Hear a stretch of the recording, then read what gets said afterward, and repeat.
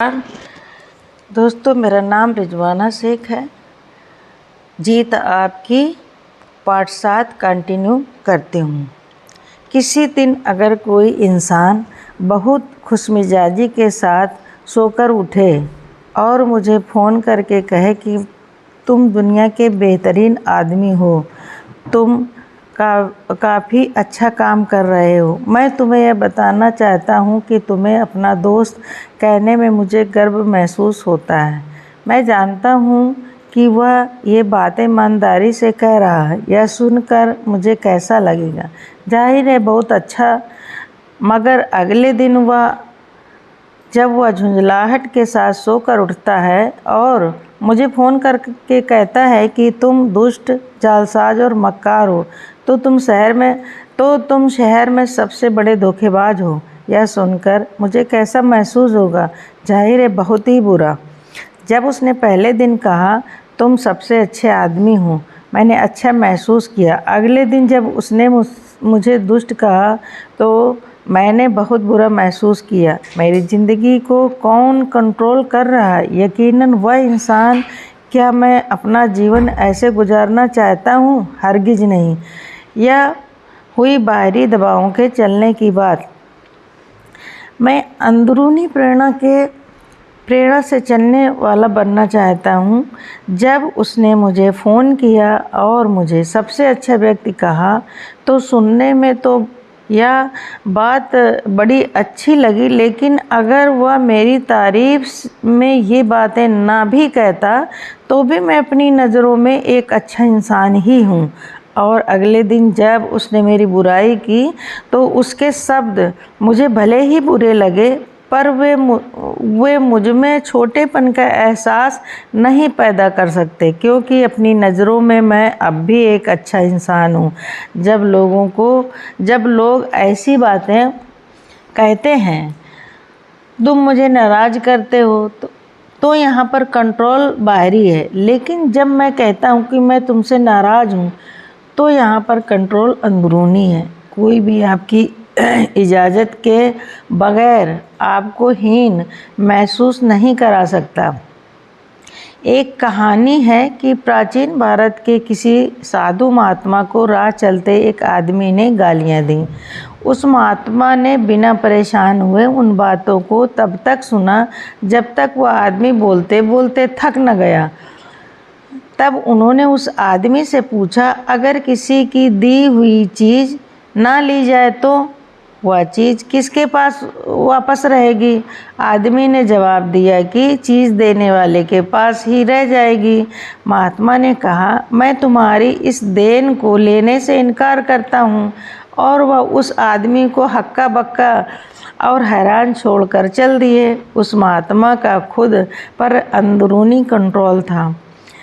जब तक हम बाहरी बातों को दोष देते रहेंगे, तब तक हमारे दुख बने रहेंगे और हम खुद को लाचार महसूस करते रहेंगे। जब तक हम अपने एहसास और व्यवहार की जिम्मेदारी खुद नहीं लेंगे, तब तक हमें कोई बदलाव नहीं आएगा। हमें सबसे पहले खुद से यह सवाल पूछने चाहिए, मैं परेशान क्यों हुआ? मैं गुस्सा क्यों हुआ? मैं निराश क्यों हुआ? तब हमें इन पर काबू पाने के उपाय सूझने लगते हैं। खुशी सकारात्मक स्वाभिमान का नतीजा है। अगर हम लोगों से पूछें कि उन्हें किन बातों से खुशी मिलती है, तो हमको बहुत किस्म के जवाब मिलेंगे। इनमें से ज़्यादातर लोग धन दौलत, ऐशो आराम की चीज़ों के नाम बताएंगे, लेकिन असली खुशी उन चीज़ों को पाने में नहीं है। खुशी बनने में है, ना कि पाने में है। जीवन में किसी के पास सब कुछ होने पर भी यह ज़रूरी नहीं कि वह खुश हो। इसकी उल्टी बात भी उतनी ही सच है। खुशी अंदरूनी होती है। खुशी तो एक तितली की तरह है जिसके पीछे हम जितना दौड़ते हैं, यह उतना ही आगे उड़ती जाती है और हाथ नहीं आती। अगर हम चुपचाप खड़े हो जाएं, तो यह हमारे कंधों पर खुद ब खुद बैठ जाएगी। खुशी लाने वाली दिमागी सोच बनाएं, कड़वाहट भावनात्मक नाकामयाबी की पहचान है। यह अच्छे काम करने की हमारी क्षमता को अपाहिज कर देती है। हमने पैमाने खुद बनाए। खुद से प्रेरित ईमानदार रहें। खुद से ही मुकाबला करें। हर आदमी और हर हालात में अच्छाई ढूंढें। खुश रहने का फैसला करें। अपने पैमाने समझदारी से तय करें। गलत आलोचना से परेशान न होने की क्षमता बढ़ाएं। छोटी से छोटी चीज़ में भी खुशी तलाशना सीखें। याद रखें कि समय कभी एक जैसा नहीं रहता। उतार चढ़ाव तो जीवन का हिस्सा है। हर परिस्थिति का भरपूर आनंद लें। खुद को रचनात्मक कामों में लगाए रखें। खुद से कम भाग्यशाली लोगों की मदद करें। चीज़ों पर काबू पाना सीखें। चिंतित ना रहें। खुद को और दूसरों को माफ़ करना सीखें। ना तो अपराध बोध के शिकार हों और ना ही किसी के लिए मन में मैल फैलाएं। खुद को सही आत्म सुझाव देने की आदत बनाएं। आत्म सुझाव हमारे अवचेतन मन को प्रभावित करके हमारी सोच के तरीके को बदलता है और हमारे व्यवहार में हमारी सोच ही झलकती है। इस तरह आत्म सुझाव हमारे सोच के तरीके को प्रभावित करके हमारे व्यवहार पर असर डालता है। एक तरह से यह आत्मविश्वास जगाने वाली भविष्यवाणियों का रूप ले लेता है। इस तरह से आत्म सुझावों के कुछ उदाहरण ये हैं: मैं इसे संभाल सकता हूँ, मैं इसे कर सकता हूँ, मैं हिसाब से अच्छा हूँ, मेरी याददाश्त अच्छी है। हमारी सबसे बड़ी ताकत हमारी सबसे बड़ी कमजोरी भी बन सकती है। हमारा कोई गुण हद से ज़्यादा बढ़ने पर कमजोरी में बदल जाता है। उदाहरण के तौर पर सेल्स के पेशे में अच्छी तरह से बात करना एक हुनर है। अक्सर ऐसा देखा गया है कि अच्छी बोलचाल वाले सेल्समैन ज़्यादा सफल होने लगते हैं और फिर इसी हुनर को हद से ज़्यादा इस्तेमाल करने पर असफल भी होने लगते हैं। उनकी खूबी उन्हें कामयाबी के पास ले जाती है, लेकिन ज़रूरत से ज़्यादा इस्तेमाल किए जाने पर कमज़ोरी बन जाती है और वे नाकामयाब होने लगते हैं। सुनना भी एक ताकत है, लेकिन किसी इंसान में यह खूबी ज़रूरत से ज़्यादा बढ़ने पर सुनना और ना बोलना उसकी कमज़ोरी बन जाती है। हमारी सबसे बड़ी कमज़ोरी हमारी सबसे बड़ी ताकत बन सकती है। गुस्सा एक कमज़ोरी है, इसे एक ताकत के रूप में कैसे बदला जा सकता है? इसका नमूना एक महिला ने मैड बनाकर पेश किया। मैड का मतलब है मदर्स अगेंस्ट ड्रंक ड्राइविंग नाम की संस्था एक शराबी ड्राइवर की लापरवाही से उस महिला का बच्चा मर गया। वह इतनी गुस्सा हुई कि उसने यह समाज में ऐसी बातें बर्दाश्त न करने का फैसला किया। उसने समूचे अमेरिका में शराब पीकर ड्राइविंग करने के खिलाफ लोगों को एकजुट किया। आज वह महिला और उसका संगठन लाखों सदस्यों के साथ एक बड़ी ताकत बन चुके हैं और वे ज़रूरी कानूनी बदलाव लाने में भी सफल हो रहे हैं। यह गुस्से जैसा नकारात्मक भाव को एक सकारात्मक सोच के जरिए ताकत में बदलने का एक उदाहरण है। उस महिला ने अपने गुस्से को मजबूत इरादे में बदल दिया। धीरज रखें। धीरज से आत्मविश्वास, दृढ़ता और समझदारी भरा नज़रिया पैदा होता है, जिससे आखिरकार कामयाबी हासिल होती है। अक्सर हम लोगों को कहते हुए सुनते हैं, अच्छी या बुरी चीज़ को एक बार देखने, सुनने या करने से कोई असर नहीं होता, लेकिन मैं इसे सच नहीं मानता। असर भले ही नज़र ना आए, लेकिन कुछ न कुछ असर ज़रूर होता है। चीन में बांस का एक ऐसा पेड़ होता है जिसे रोपने के 4 साल तक पानी और खाद देने के बावजूद उसमें अंकुर फूटने का भी कोई निशान नहीं दिखता। लेकिन 5वें साल के दौरान बांस का पौधा सिर्फ 6 सप्ताह में 90 फीट तक बढ़ जाता है। सवाल यह उठता है कि बांस का यह पौधा सिर्फ 6 हफ्ते में बढ़ा या इस काम में 5 साल लगे।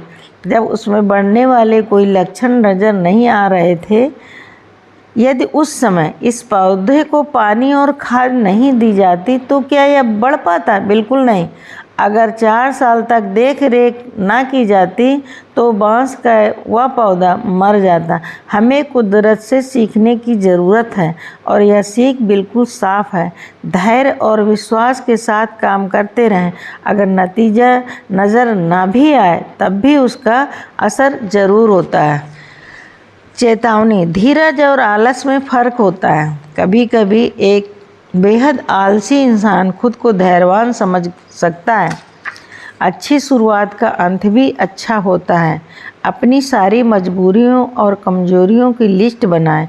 कामयाब लोग अपनी कमियों को पहचानते हैं मगर अपनी शिकायतों को बढ़ाते हैं।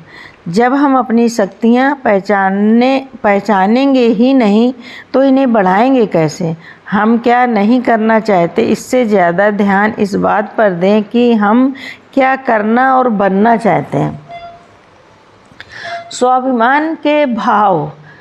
असली निचोड़ नीचे लिखे अब्राहम लिंकन के लफ्ज़ों से ज़्यादा बेहतर तरीके से नहीं समझाया जा सकता। ऐ दुनिया, आज मेरे बेटे का स्कूल में पहला दिन है। ऐ दुनिया, मेरे बच्चे का हाथ थाम लो, आज इसका स्कूल में पहला दिन है। कुछ देर को इसके लिए हर चीज़ नई और अजनबी होगी, इसलिए मैं उम्मीद करता हूँ कि आप इसके साथ नरमी से पेश आएँ। आप तो जानते ही हैं कि इसका संसार अब तक घर तक ही सीमित था। इसने अपनी चहारदीवारी के बाहर कभी झांका नहीं था। वह अब तक घर का राजा रहा है। अब तक इसकी चोट पर मरहम लगाने और इसकी ठेस लगी भावनाओं के प्यार का लेप लगाने के लिए हमेशा मौजूद था। लेकिन अब बात दूसरी होगी। आज सुबह यह सीढ़ियों से उतरकर अपना नन्हा हाथ उत्साह के साथ हिलाएगा और अपनी बड़ी साहसिक यात्रा शुरू करेगा, जिसमें शायद संघर्ष भी होगा, दुख भी होगा और निराशा भी होगी। इस संसार में जीने के लिए इसे विश्वास, प्यार और साहस की ज़रूरत होगी। इसलिए ऐ दुनिया, मैं उम्मीद करता हूँ कि आप इसके नन्हे हाथों को पकड़कर वे सब सिखाएंगे जो इसे जानना चाहिए। सिखाएं ज़रूर, मगर हो सके तो प्यार से। मैं जानता हूँ कि इसे एक दिन यह समझना पड़ेगा कि सभी लोग अच्छे नहीं होते, सभी स्त्री पुरुष सच्चे नहीं होते। इसे यह भी सिखाएं कि संसार में हर धूर्त के लिए एक अच्छा इंसान भी है। जहाँ एक दुश्मन है तो वहाँ एक दोस्त भी है। इसे शुरू में ही यह सीखने में मदद करें कि बुरे और धौंस जमाने वाले लोगों को ठिकाने लगाना सबसे आसान है। इसे किताबों की खूबियों के बारे में बताएं और पढ़ने के लिए प्रेरित करें। कुदरत के छिपे सौंदर्य जैसे आसमान में उड़ते पंछी, गुनगुन करते भंवरे और हरी भरी वादियों में खिले फूलों को करीब से देखने और जानने के लिए इसे पूरा समय दें। इसे यह भी सिखाएं कि बेईमानी की जीत से हार जाना कहीं अच्छा है। इसे यह भी अपने विचारों पर विश्वास रखना सिखाएं जब सब कह रहे हों वह गलत है। मेरे बच्चे को वह शक्ति दें जिससे वह भीड़ का हिस्सा न बनकर भेड़ चाल न चले जबकि सारा संसार चल रहा हो। इसे या तो सिखाएं कि वह दूसरों की बात सुने, लेकिन हर बात सच्चाई के तराजू पर परखने और उनमें से सिर्फ अच्छाई को ही अपनाएं। अपनी अंतरात्मा का आवाज़ को सोने चांदी के सिक्कों से न तौले। इससे यह सिखाएं कि वह लोगों के कहने में न आए और अगर वह अपनी सोच में खुद को सही पाता है तो अपने सही इरादों पर डटा रहे और संघर्ष करे। इसे नरमी से सिखाएं, लेकिन आए दुनिया इसे बिगाड़ें मत और कमज़ोर न बनाएं, क्योंकि लोहा आग में तपकर ही फौलाद बनता है। वैसे तो ऐसा कर पाना एक बहुत बड़ी बात है, मगर ऐ दुनिया फिर भी आप ऐसा करने की कोशिश ज़रूर करें। आखिरकार वह एक बहुत प्यारा बेटा है। मैं व्यवहारिक काबिलियत को किसी भी दूसरी काबिलियत की तुलना में ज़्यादा पैसे दूंगा।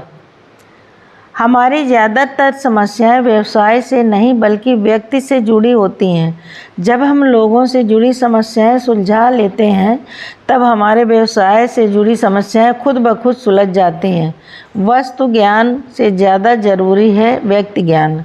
सफल लोग अपनी शख्सियत खुशनुमा और आकर्षक बना लेते हैं और यही बात उन्हें करिश्माई बनाती है। इससे दूसरों से दोस्ताना मदद पाने में सहूलियत होती है। एक अच्छी या खुशनुमा शख्सियत को पहचानना तो आसान है, लेकिन उसकी व्याख्या करना मुश्किल है। या एक इंसान के चलने और बात करने की ढंग, उसकी आवाज़ के उतार चढ़ाव, उसकी गर्मजोशी और उसके ठोस आत्मविश्वास में झलकती है। एक खुशनुमा शख्सियत इंसान के नज़रिए, उसके व्यवहार और हाव भाव के मेल से बनती है। अगर हमारी शख्सियत हमारे चेहरे और दिल दोनों से झलक रही है, तो हम अपना आकर्षण उम्र के किसी भी दौर में नहीं खोएंगे। खुशमिजाज दिखना हमारी शख्सियत की सबसे बड़ी खूबी है। जो हमारे चेहरे से झलकता है वह हमारे शरीर के कपड़ों से ज़्यादा महत्वपूर्ण है, क्योंकि वह हमारी अभिव्यक्ति है। खुशमिजाजी जूतों की चमक या सैलून में शरीर की पॉलिश कराने से नहीं पैदा होती। खराब चरित्र को छिपाने के लिए आकर्षक हाव भाव का इस्तेमाल थोड़ी देर तक तो किया जा सकता है, लेकिन असलियत खुलते देर नहीं लगती। जिन रिश्तों की बुनियाद चरित्र पर नहीं बल्कि सिर्फ प्रतिभा और शख्सियत पर टिकी होती है, वे ज़िंदगी में परेशानियां और दुख के सिवा कुछ नहीं लाते। अच्छे चरित्र के बगैर करिश्मा उसी तरह है जैसे अच्छाई के बिना अच्छी शक्ल। इसका सार यह है कि ज़िंदगी में सफलता हासिल करने के लिए चरित्र और करिश्मा दोनों का मेल होना बेहद ज़रूरी है। व्यक्तित्व में टिकाऊपन इसी से आता है। नम्रता सबके साथ रखें, मगर नज़दीकी बहुत कम के साथ, और उन्हें भी भरोसा करने से पहले अच्छी तरह परख लें। सच्ची दोस्ती धीरे बढ़ने वाले पौधे की तरह है और उसे या दोस्ती का दर्जा पाने से पहले मुश्किलें सहने के बावजूद खड़ा रहना पड़ेगा। जीवन की गूंज। एक छोटा बच्चा अपनी माँ से नाराज़ होकर चिल्लाने लगा, मैं तुमसे नफ़रत करता हूँ। उसके बाद वह फटकारे जाने के डर से घर से भाग गया। वह पहाड़ियों के पास जाकर चिल्लाने लगा, मैं तुमसे नफ़रत करता हूँ, मैं तुमसे नफ़रत करता हूँ। और वही आवाज़ गूंजी, मैं तुमसे नफ़रत करता हूँ, मैं तुमसे नफ़रत करता हूँ। उसने ज़िंदगी में पहली बार कोई गूंज सुनी थी। वह डरकर बचाव के लिए अपनी माँ के पास भागा और बोला, घाटी में एक बुरा बच्चा है जो चिल्लाता है, मैं तुमसे नफ़रत करता हूँ, मैं तुमसे नफ़रत करता हूँ। उसकी माँ सारी बात समझ गई और उसने अपने बेटे से कहा कि वह पहाड़ी पर जाकर फिर से चिल्लाकर कहे, मैं तुमसे प्यार करता हूँ, मैं तुमसे प्यार करता हूँ। छोटा बच्चा वहाँ गया और चिल्लाया, मैं तुमसे प्यार करता हूँ, मैं तुमसे प्यार करता हूँ। और वही आवाज़ गूंजी। इस घटना से बच्चे को एक सीख मिली, हमारा जीवन एक गूंज की तरह है, हमें वही वापस मिलता है जो हम देते हैं। जीवन एक बूमरंग है। बेंजामिन फ्रैंकलिन ने कहा है, जब आप दूसरों के लिए अच्छे बन जाते हो तो खुद के लिए और भी बेहतर बन जाते हैं। हमारे विचार हों, काम हो या व्यवहार हो, आज नहीं तो कल वे उसी रूप में तेजी से वापस लौटते हैं। जीवन में ऊपर उठते समय लोगों से अदब से पेश आएं, क्योंकि नीचे गिरते समय आप इन लोगों से दोबारा मिलेंगे। नीचे लिखी कहानी the best bits and pieces. बहुत साल पहले दो लड़के स्टैनफोर्ड यूनिवर्सिटी में पढ़ रहे थे। एक बार उन्हें पैसों की कमी पड़ी तो उनके मन में विचार आया, इग्नेसी पेडेरेक्सी को पियानो बजाने के लिए बुलाया जाए। इससे जो पैसे इकट्ठे होंगे उन्हें वे अपनी पढ़ाई और रहने के खर्चे में लगाएंगे। उस महान पियानो वादक के मैनेजर ने $2000 की गारंटी मांगी। उन दिनों यह एक बहुत बड़ी रकम मानी जाती थी, मगर उन दोनों लड़कों ने इसे स्वीकार कर लिया और संगीत समारोह का प्रचार करना शुरू कर दिया। उन्होंने मेहनत तो बहुत की, लेकिन $1600 ही जमा कर पाए। समारोह के बाद इन दोनों लड़कों ने उस कलाकार को यह मुश्किल बताई। उन्होंने उसे $1600 की सारी रकम दे दी और $400 का एक करारनामा भी दिया और कहा कि वे यह बाकी रकम कमाकर जल्दी से जल्दी उनके पास भेज देंगे। अब तो उन्हें अपने कॉलेज की पढ़ाई का भी अंत दिखने लगा, लेकिन पेडेरेस्की ने कहा, नहीं बच्चों, ऐसा नहीं हो सकता। उन्होंने वह करारनामा फाड़ दिया और सारा पैसा लौटाते हुए कहा, इस $1600 में से अपने सारे खर्चे के पैसे निकाल लो और बची रकम में से 10% अपने मेहनताने के तौर पर ले लो, बाकी बची रकम मैं ले लूँगा। साल गुजरते गए, पहला विश्व युद्ध हुआ और समाप्त हो गया। पेडेरेस्की अब पोलैंड के प्रधानमंत्री थे और अपने देश के हजारों भूखे लोगों के लिए खाना जुटाने के लिए संघर्ष कर रहे थे। उनकी मदद केवल एक आदमी कर सकता था और वह था US food and relief bureau का अधिकारी हर्बर्ट हूवर ने बिना देर किए कदम उठाया और हजारों टन अनाज पोलैंड भिजवा दिया। पेडेरेस्की भूखे लोगों की समस्या समाप्त होने पर हर्बर्ट हूवर को इस सहायता के लिए धन्यवाद देने के लिए पेरिस पहुंचे। हूवर का जवाब था, धन्यवाद की कोई ज़रूरत नहीं मिस्टर पेडेरेस्की। आपको शायद याद नहीं, जब मैं कॉलेज में विद्यार्थी था और मुश्किल में था, तब एक बार आपने मेरी मदद की। ज़िंदगी की सबसे खूबसूरत नेमत यह है कि जब भी किसी का भला किया जाए तो अपना भला कुदरती रूप से अपने आप हो जाता है।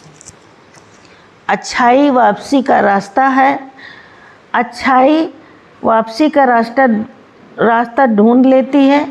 यह प्रकृति का बुनियादी नियम है। अच्छा काम करते समय फल पाने की इच्छा रखने की ज़रूरत नहीं, फल तो कुदरती तौर पर अपने आप मिलता है। वे कौन सी वजह हैं जो अच्छे रिश्ते बनाने और कायम रखने में रुकावट बनती हैं? इनमें से ज़्यादातर वजहों के मायने साफ हैं। यह इसके आखिर में उनके बारे में विस्तार से बताया गया। खुदगर्जी, तहजीब की कमी, लापरवाह व्यवहार, वादों को पूरा न करना, रूखा व्यवहार, सच्चाई और ईमानदारी की कमी, स्वार्थी रवैया, जो इंसान सिर्फ अपने बारे में ही सोचता है वह खुद को बहुत छोटा बना लेता है। अक्खड़ आदमी अपने विचारों और ज्ञान से संतुष्ट रहता है, उसका हमेशा ज्ञानी बना रहना तय है। अहंकार, चूँकि कुदरत खाली जगह को पसंद नहीं करती, इसलिए वह खाली दिमाग को अहंकार से भर देती है। जान ने डींग हाँकी, मेरे बेटे ने मुझसे समझदारी ली है। उसकी पत्नी ने जवाब दिया, जरूर ऐसा ही हुआ होगा, क्योंकि मेरी समझदारी तो मेरे पास ही है। नकारात्मक नज़रिया, बंद दिमाग, ध्यान से सुनने की कमी, संशयवादी मिजाज, नैतिक मूल्यों के सम्मान की कमी, अनुशासन की कमी, दया की कमी क्रूरता कमजोरी की निशानी है। उतावलापन, क्रोध, गुस्सा इंसान को मुश्किल में डालता है और अहंकार उसे आगे बढ़ने से रोकता है। तिकड़मी व्यवहार, सामना करने की हिम्मत न होना, तुक मिजाजी, अस्थिरता, सच्चाई को स्वीकार करना, पिछले बुरे अनुभव, उपेक्षा का नज़रिया, उपेक्षित होने की भावना, अच्छा एहसास नहीं है या दिलचस्पी की कमी जाहिर करता है। लालच समुद्र के पानी की तरह है, जितना पीते हैं प्यास उतनी ही बढ़ती है।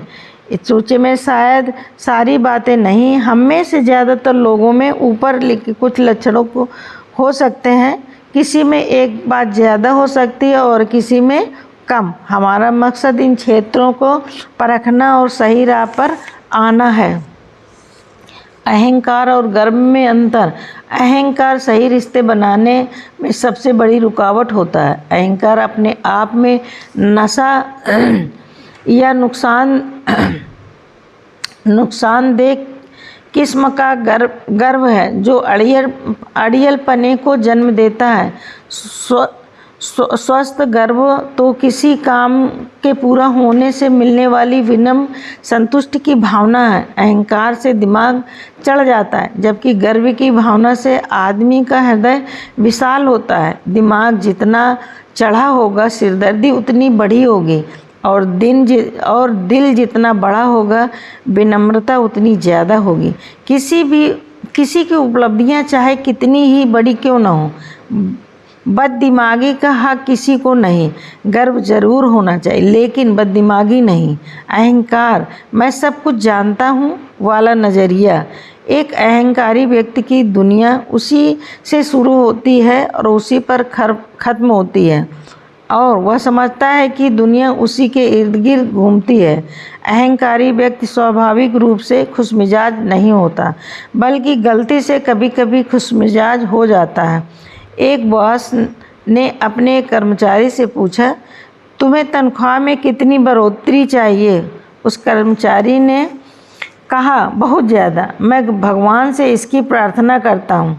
बॉस ने जवाब दिया, तुम्हें यह नहीं मिल सकती क्योंकि तुमने मुझसे ऊंचे अधिकारी से बात की है। यह अहंकारी दूसरों को नीचा दिखाता है। अहंकार का भाव ऐसा बाम है जो मूर्खता के दर्द को कम कर देता है। अपनी भलाई के बारे में सोचने और स्वार्थी होने में क्या अंतर है? इन दोनों शब्दों के बीच का फ़र्क समझना जरूरी है। स्वार्थी होना नकारात्मक और बर्बादी लाने वाला भाव होता है।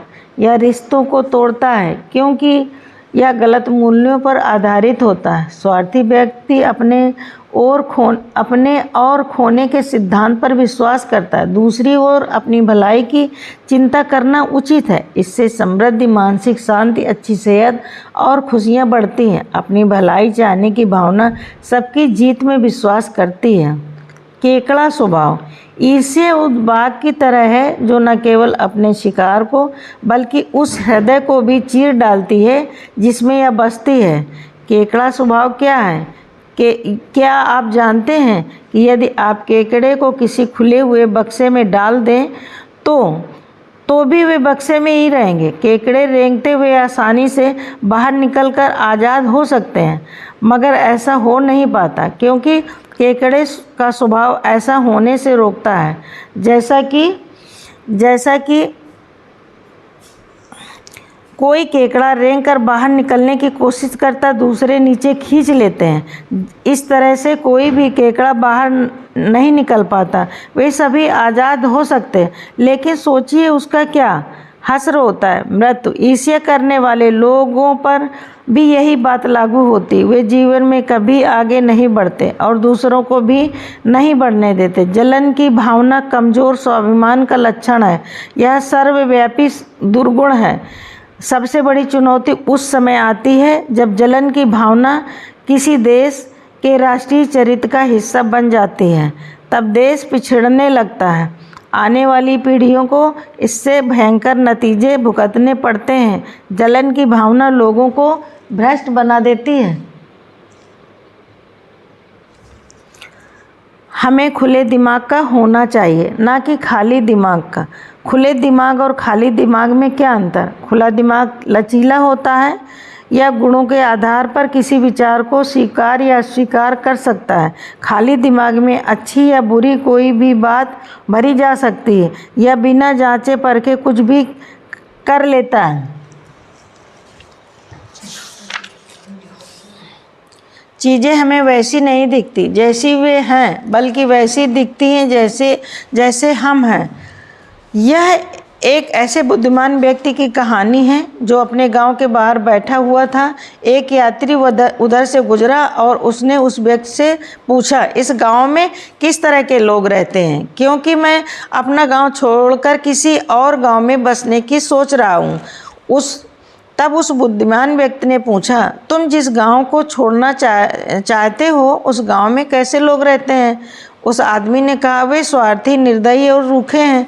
बुद्धिमान व्यक्ति ने जवाब दिया, इस गांव में भी ऐसे ही लोग रहते हैं।